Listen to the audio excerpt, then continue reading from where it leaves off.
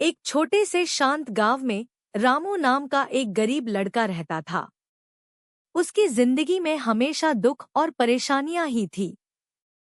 न उसके पास अच्छे कपड़े थे, न पैसा और न ही कोई सहारा।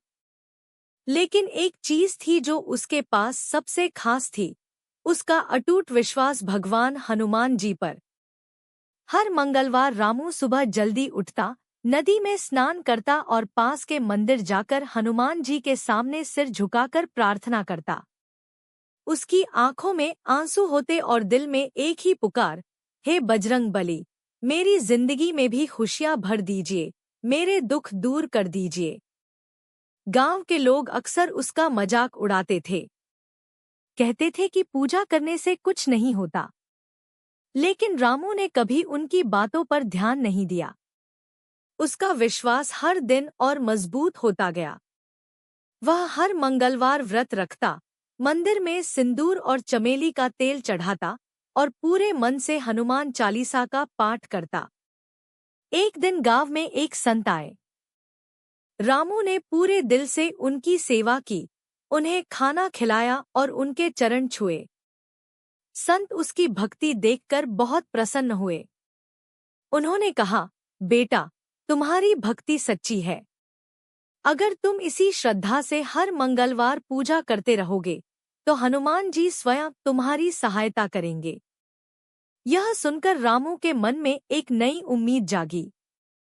उसने और भी अधिक श्रद्धा और नियम से पूजा करना शुरू कर दिया।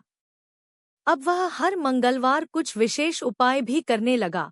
सुबह स्नान करके साफ कपड़े पहनना, हनुमान जी को सिंदूर और चमेली का तेल चढ़ाना, गुड़ और चने का भोग लगाना और पूरे विश्वास के साथ हनुमान चालीसा का पाठ करना।